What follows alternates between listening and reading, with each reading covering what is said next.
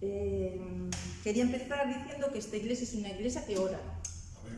Una iglesia que ora los jueves, que ora en casa, que se insiste mucho en la oración, que a través del WhatsApp nos pasamos cargas para orar, ¿no? Entonces, por eso hablamos mucho de la oración aquí, ¿no? Porque sabemos que es el motor de la iglesia, sabemos que junto con la palabra pues, son pilares muy importantes en nuestra comunión con Dios, ¿no? Y a mí me gusta compartir sobre la oración. Entonces, en Santiago 5, 16, 18, dice así: orad unos por otros para que seáis sanados. La oración eficaz del justo puede mucho. La oración eficaz del justo puede mucho. Pero ¿qué es la oración eficaz, no? Y eficaz significa poderosa para obrar. Y hay efectos prácticos, ¿no? Para entenderlo mejor, ¿cómo podemos apreciar eso, no? Pues a continuación, los siguientes versículos nos hablan de la oración de Elías. Un poco, a lo mejor para darnos una explicación de lo que es la oración eficaz, ¿no? Dice: Elías era hombre sujeto a pasiones semejantes a las nuestras, y oró fervientemente para que no lloviese, y no llovió sobre la tierra por 3 años y 6 meses. Y otra vez oró, y el cielo dio lluvia, y la tierra produjo su fruto. ¿Cómo oraba Elías? Después de varios años de sequía, Elías recibe la promesa de Dios de que caería agua sobre la tierra. Y él, fortalecido por esa promesa, subió al monte Carmelo a orar. Y fue Dios el que decidió que lloviera, pero la lluvia solo vendría cuando Elías le pidiera con fe y perseverancia. O sea, fe más perseverancia es lo que son los componentes de esta oración, ¿no? Eso es lo que nos parece que dice este pasaje, lo que puede significar la oración eficaz, con fe y perseverancia. Y así lo vemos en el resto de las escrituras que habla de la oración, ¿no? A mí cada predicación sobre la oración, cada libro que hable de ese tema, cada versículo, ¿no? me estimulan a orar. Y entonces hoy que tenemos reunión de oración, es una buena ocasión para que estos versículos nos estimulen a orar, ¿no? Y podemos ponerlo delante de Dios ahora, la reunión. Señor, te damos gracias porque nos has dado la oración, Señor, para ponernos en contacto contigo, para ver tu mano, porque la oración mueve tu mano, Señor.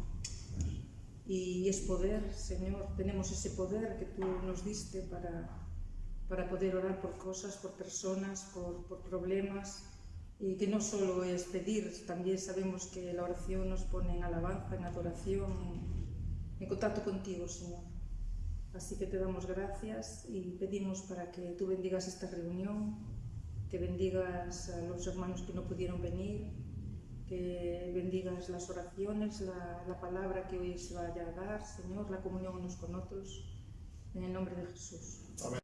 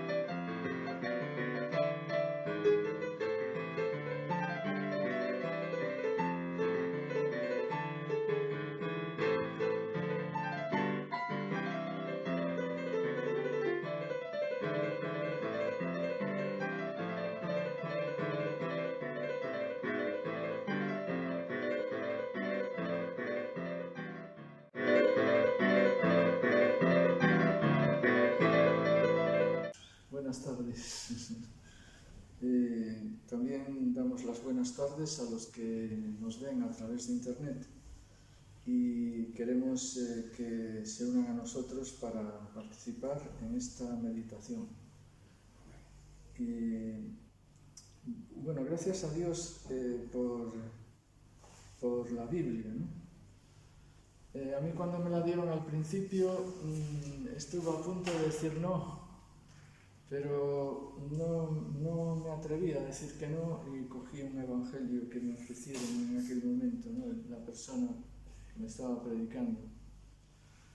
Y agradezco mucho, la verdad, haberlo cogido, porque yo en el fondo tenía mucho deseo también de poder contactar con Dios, ¿no? Entonces llegué a casa y era el Evangelio de Juan, precisamente, y me empecé a leer y no podía parar de leerlo ese mismo día.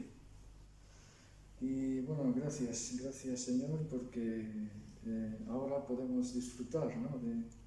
de los Evangelios de la Biblia, ¿no? Es una bendición. Que Dios nos ayude cada día a acudir a Él, acudir a su palabra y leerla, ¿no? Y meditarla sobre todo. Ayer estaba Lucy en nuestra habitación y le digo, ¿qué haces? Porque la vi así, mirando para... No sé, bueno, yo lo cuento. Y me llamó la atención, se me quedó así grabadísimo porque dice, es que estoy leyendo aquí unos versículos y estoy meditando. Y yo pensé para mí, caray, ojalá lo hiciera yo más también, más veces, ¿no? Es decir, la Biblia nos enseña muchas cosas y nos hace meditar, ¿no? Bueno, pues vamos a leer en Juan 11 y estábamos viendo la historia de Lázaro. Parece que cuando enganchamos con algún personaje ya no lo soltamos, ¿no?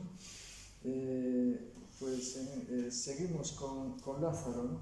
Y Jesús está hablando y dice el versículo 28, 11, 28 al 44.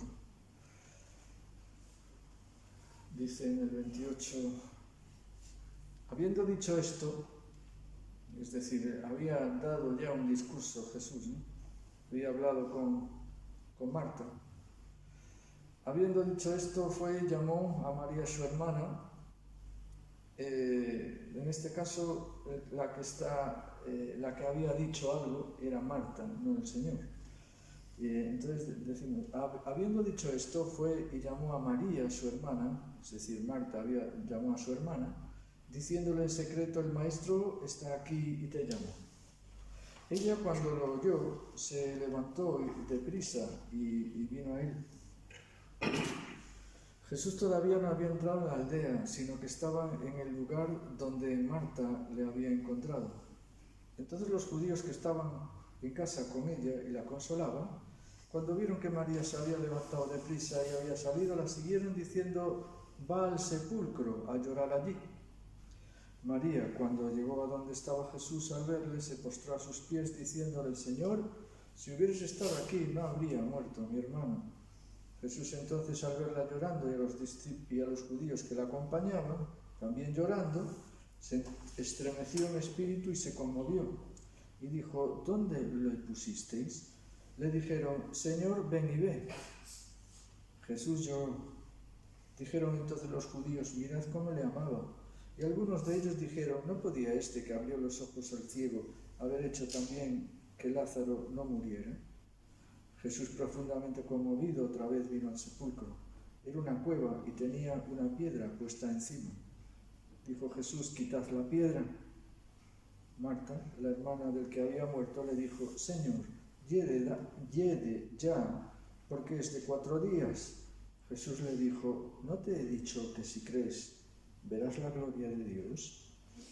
Entonces quitaron la piedra de donde había sido puesto el muerto, y Jesús, alzando los ojos a lo alto, dijo, Padre, gracias te doy por haberme oído, yo sabía que siempre me oyes. Pero lo dije por causa de la multitud que está alrededor, para que crean que tú me has enviado. y habiendo dicho esto, clamó a gran voz: Lázaro, ven fuera. El que había muerto salió, atadas las manos y los pies con vendas, y el rostro envuelto en un sudario. Jesús le dijo: desatadle y dejadle ir. Bueno, vemos como Marta llama a su hermana María. Se lo dice en secreto. No sé, yo pensé, no sé por qué actúa así, quizá pues por discreción. Seguramente sabía que los que le podrían oír, que eran los judíos, no todos querían a Jesús. Entonces, pues un poco lo dijo en secreto, ¿verdad? Y en un comentario bíblico nos dice: Marta informa en secreto a María que Jesús ha llegado y la llama, lo que demuestra su respeto hacia Jesús y su deseo de que su hermana también reciba consuelo.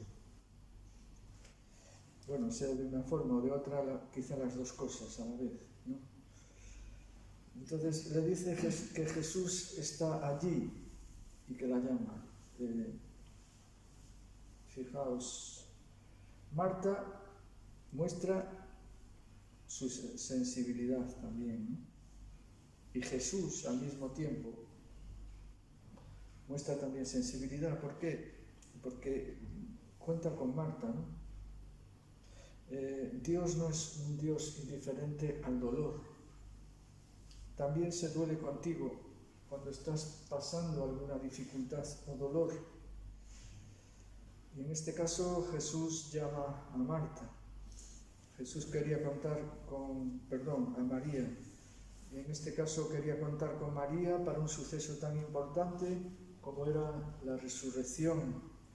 Y más siendo el hermano de María el que estaba en juego, porque era su hermano, y entonces sabía que eso le importaba mucho. Y Jesús quiere saber no solo de Marta, y de María, sino de ti y de mí también. Se preocupa por nosotros. Hoy en día nos puede decir, quizá no en el mismo contexto en que le dijo a Adán y Eva: ¿dónde estás tú? Pero nos puede decir: ¿dónde estás tú? ¿En qué situación te encuentras? Sabe de sobra en qué situación nos encontramos, pero Dios se preocupa por nosotros. Fijaos que cuando fue lo de Adán y Eva, el que dio el primer paso fue Dios, ¿no? Fue hacia ellos y les preguntó: ¿dónde estás tú? Y entonces María reacciona de una forma increíble, se levanta deprisa, lo cual denota pues mucho interés, pasión por el Maestro. Pasión por el Maestro. ¿Tenemos interés por el Maestro? ¿Nos causan pasión sus cosas? Lo que hoy compartimos, que me olvidé, quería titularlo: Jesús, Dios, con sentimientos y poder. Jesús, Dios, con sentimientos y poder. Entonces Jesús, vemos aquí cómo se preocupa, ¿no? Porque Jesús tiene sentimientos, no es alguien frío, indiferente, ¿eh? Como algunos líderes políticos lo son. A veces vemos cada cosa que decimos: madre mía, qué corazón de hielo. Pero Jesús y Dios, Jesús, Dios, no es así, ¿no? Y fijaos que en el versículo 30 dice que Marta salió al lugar donde estaba Jesús, no había entrado todavía en la aldea. Fijaos que Marta también tenía, al igual que María, tenía pasión por Jesús, iba en busca de Jesús. Ya no hace falta que venga, ella es impulsiva, ¿no?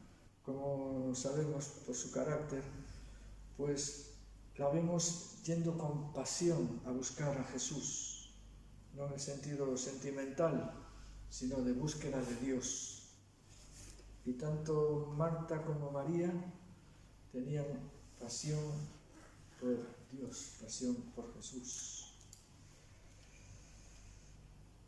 El versículo 31 nos dice que le siguen los judíos. Cuando ven que Marta sale disparada, ya van ellos detrás. Ellos eran muy conocidos, porque dice que había un montón de gente en la casa. Cuando Lázaro murió, había un montón de gente que estaban consolando a la familia, a las hermanas.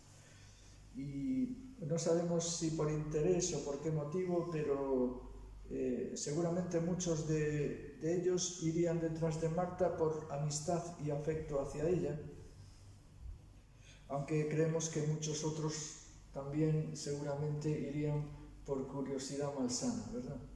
Por desgracia a veces pasa así. Personas que bueno, incluso quieren saber de Dios, pero lo miran de lejos, quizá por curiosidad, pero nada más, ¿no? Entonces son situaciones que podemos trasladar a la vida cotidiana. Y llama la atención en el versículo 32 cómo María, cuando llega a los pies de Jesús, se postra ante sus pies. Caray.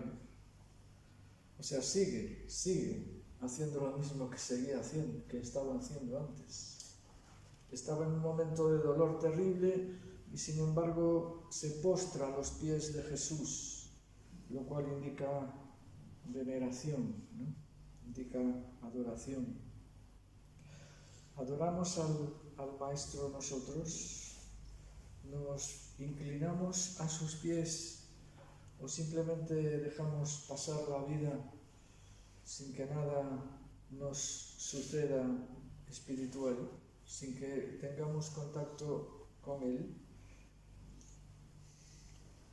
Y vemos el versículo 33 que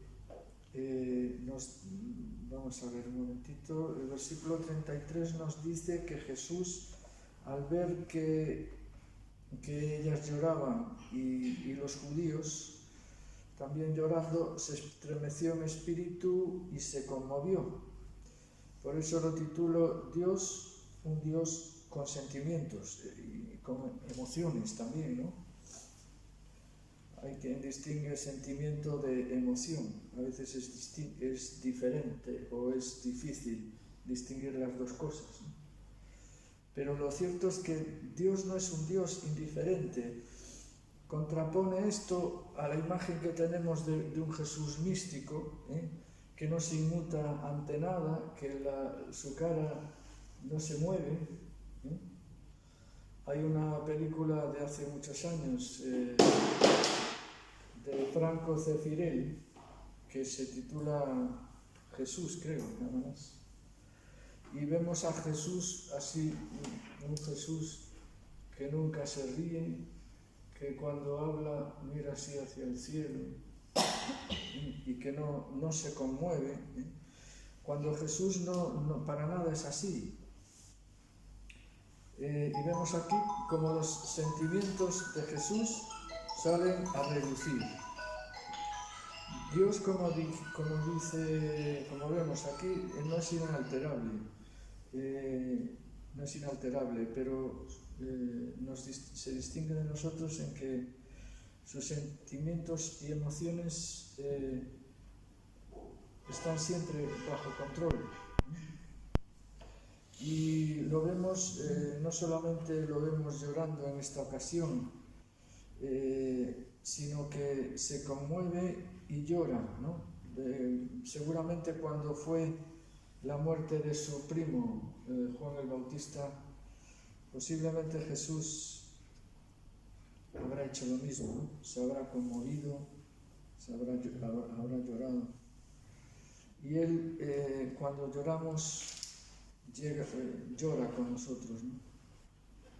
Y esta situación, desde un punto de vista humano, tuvo que ser dura para Él, porque Él era amigo de Lázaro y de las dos hermanas. Y en otra ocasión vemos como las emociones también surgen en Jesús, ¿no?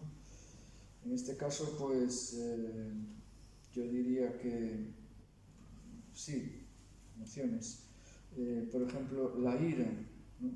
En el templo ante el deterioro de la adoración, ¿no? Como que puede pasarnos a nosotros, ¿no?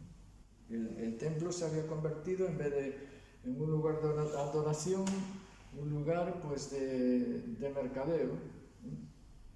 Y entonces aquello a Jesús le molestó mucho, porque un recinto como ese era para estar recogido, ¿no?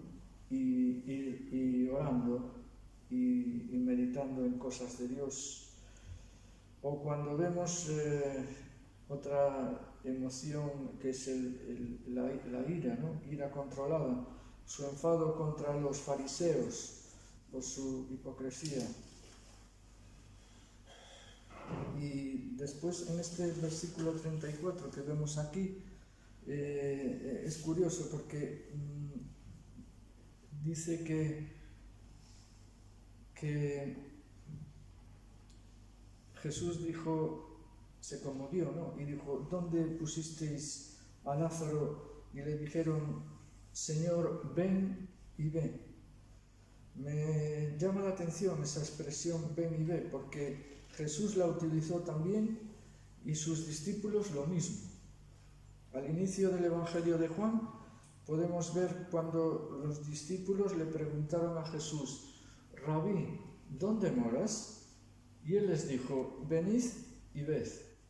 Exactamente lo mismo. Y Natanael a Felipe, cuando Natanael le dice a Felipe por Jesús, ¿no? De Nazaret puede salir algo nuevo, y él le dijo, ven y ve.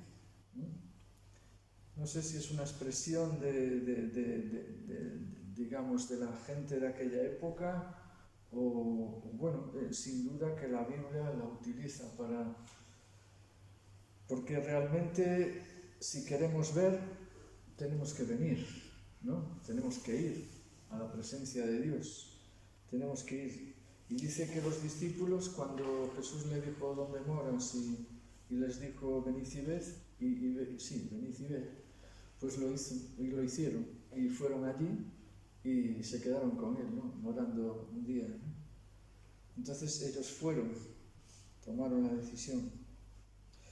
Y Jesús lloró. Es el versículo más corto de la Biblia, sin embargo, yo creo que es el más revelador. Por esto mismo que hemos dicho antes, vemos que pensamos que Dios que no se molesta, no hace nada, que no se preocupa, y sin embargo aquí dice que Jesús lloró, se conmueve, ¿no? Y a mí, francamente, me da ánimo pensar que Jesús llora con nosotros, ¿no? Que podemos pensar, bueno, estamos solos, no, Jesús está llorando y sintiendo lo mismo que tú estás sintiendo. Y entonces la gente, en el versículo 36, la gente empieza a murmurar. Y en este caso, pues algunos, en el versículo 36 lo podemos ver, si es que me deja, he perdido la página y quería volver a ella. Vamos a ver, es versículo 36. Pues fijaos, la gente pues habla, ¿no? Y en el versículo 36 los judíos dijeron, mirad cómo le amaba. Es decir, algunos reaccionan expresando algo positivo. Yo incluso creo que aquí está manifestando admiración porque Jesús lloró y amaba, y mostró que amaba a Lázaro y a Marta y María, ¿no? Y sin embargo, en el versículo 37 nos dice lo contrario, que algunos de ellos dijeron, ¿no podía que abrió los ojos al ciego, haber hecho también que Lázaro no muriera? Fijaos, yo no sé si es que les dio rabia. Yo quiero pensar eso también, ¿eh? Si nos ponemos a dar vueltas, ¿no?, al pasaje. Que pudieron decir esto porque les dio rabia que Jesús no hubiese sanado a Lázaro, ¿no? A lo mejor le apreciaban de todo corazón.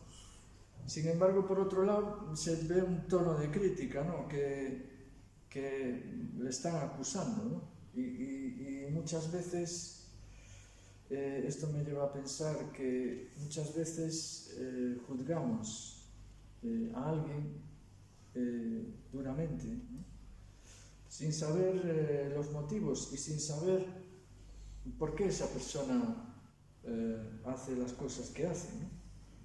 Me llamó la atención una vez una persona que estuvo aquí en la iglesia, ya falleció, y él, yo creo que nunca dio el paso de aceptar a Jesús, ¿no? Pero me llamaba la atención porque cuando él decía que alguien había hecho algo mal, ¿no?, o le había ofendido a tal, decía, bueno, no sabemos, a lo mejor por algo lo haría, ¿no? Es decir, yo me quedé admirado porque la tendencia es a acusar, ¿no?, y a decir, hacen a por él, ¿no? Sin embargo, pues aquel hombre me dejó con la boca abierta, ¿no? Y volvemos a ver a Jesús otra vez conmovido. Aquí resalta que dice en el versículo 38, Jesús profundamente conmovido otra vez. Jesús es el duro, ¿no?, de corazón. Lo digo con ironía, ¿no? O sea, se conmovió otra vez, ¿eh? No se quedó indiferente. Bueno, lloré una vez ya, pues ya no lloro más. Volvió a conmoverse, ¿eh? Y fijaos que él sabía lo que iba a pasar, sin embargo se conmovió porque vio que las personas estaban profundamente doloridas, ¿no? Y entonces va Marta, la realista, y le dice, Jesús dijo, quitad la piedra, y Marta, la hermana del que había muerto, le dijo, Señor, llegue ya, porque es de 4 días. Marta, la realista, ¿no? Pero vuelve a la tierra Jesús, hombre, a ver. No había creído, y sin embargo Jesús le había dicho que Él era la resurrección y la vida. Y aún así, pues, no le creyó, ¿no? Y bueno, aquí lo que me llama la atención, y este versículo, yo diría que es un versículo estrella, ¿no?, de los que tiene la Biblia, ¿no?, que es, no te he dicho que si crees, verás la gloria de Dios. Es decir, muchas veces queremos ver maravillas, cosas de Dios, pero solo la veremos si tenemos fe. Por nuestro creer en Jesús es como realmente alcanzaremos las cosas de Dios. Una fe que por otro lado nos la da Dios también, ¿no? Dice que Jesús es el autor y consumador de la fe, pero no quiere decir eso que nos tumbemos a la Bartola, ¿no?, y que no busquemos el avivar nuestra fe, ¿no? No te he dicho, te dice a ti el Señor, que si crees, verás la gloria de Dios. Y seguimos con acontecimientos de lo que ocurrió, ¿no? Vemos en el versículo 41 como nos dice que quitaron la piedra donde había sido puesto el muerto, y Jesús, alzando los ojos a lo alto, dijo antes de que resucitara, Padre, gracias te doy por haberme oído. Fijaos lo que dice ahora, yo sabía que siempre me oyes, pero lo dije por causa de la multitud que está alrededor, para que crean que tú me has enviado. ¿Por qué Dios Jesús, por qué dio gracias al Padre? No tenía por qué darle gracias al Padre. El Padre y él, decía él, que eran una misma esencia. ¿Por qué le da gracias al Padre? Y entonces aquí lo especifica, ¿no? Para que los que están alrededor puedan creer. Muchas veces damos por sentado cosas, sin embargo, debemos hacerlo. A veces hacemos cosas por dar testimonio, ¿no? Con nuestros actos. Creo que Jesús, en mi modesta opinión, dio este testimonio de gratitud porque, en primer lugar, quiere enseñarnos que debemos ser agradecidos. ¿Somos agradecidos cuando Dios contesta nuestras oraciones? Tal vez a lo mejor se lo agradezcamos una vez, pero hay oraciones que tendríamos que estar toda la vida dándole gracias. En primer lugar, porque Él nos salvó, ¿no? Como sabéis bien vosotros que os voy a decir. Y vemos aquí como Jesús da testimonio. Es decir, hace las cosas por testimonio. Es importante el testimonio, es decir, lo que hacemos para que los demás también vean que creemos. Y damos nuestro testimonio. Hay veces en que nos gustaría responder a los que nos ofenden con la misma moneda, pero nos callamos por testimonio, ¿o no? En determinadas ocasiones quisiéramos presumir de nuestras habilidades, pero no las mostramos abiertamente por testimonio. Amén.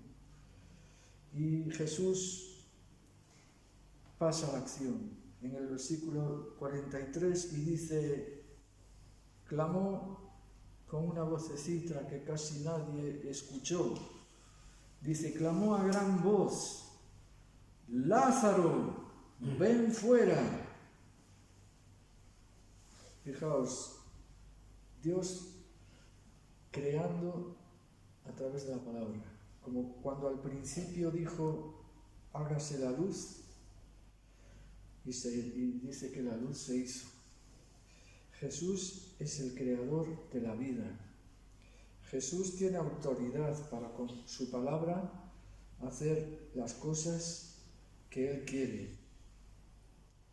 En Juan, de hecho, en este Evangelio, en el versículo 1, o en el capítulo 1, versículos 3 y 4, nos dice: todas las cosas por Jesús fueron hechas, y sin Él nada de lo que ha sido hecho fue hecho.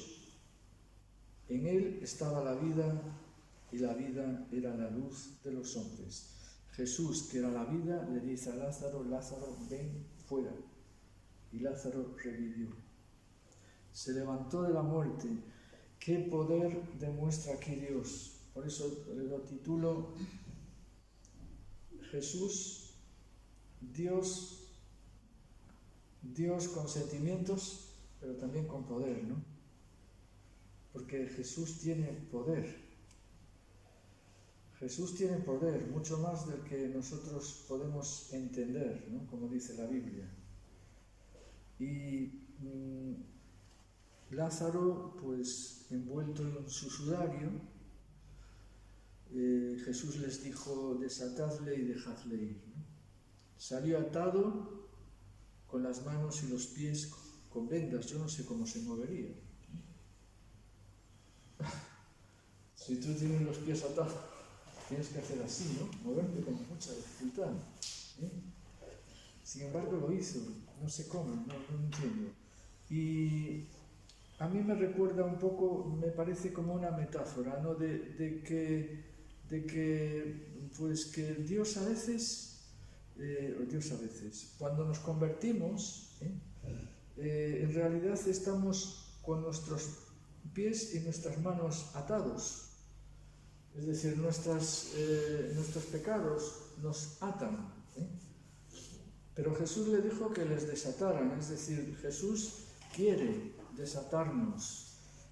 A medida que nosotros nos convertimos, y no de una forma, yo diría, instantánea, pero a medida que crecemos, a medida que corremos esta carrera con Jesús, nuestras ataduras se van cayendo, y nuestros pies son desatados y nuestras manos para vivir una vida nueva. Y gracias a que el versículo 45, que no lo hemos leído, pero dice: entonces muchos de los judíos que habían venido para acompañar a María y vieron lo que hizo Jesús, creyeron en él.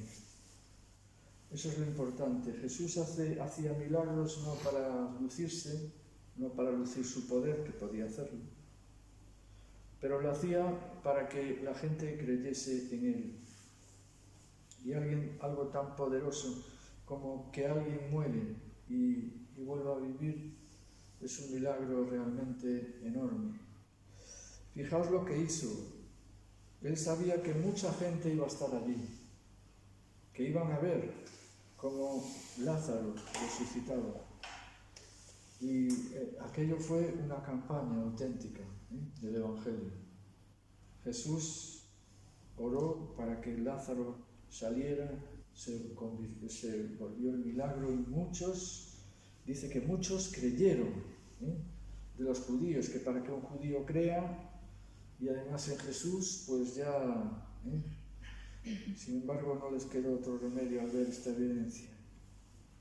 Y nada más, os dejo con este pasaje en el cual pues, Dios manifiesta que se preocupa por nosotros, que tiene sentimientos, pero también muestra su poder como quiere mostrarlo hoy a todos los que creen. Nada más. Amén.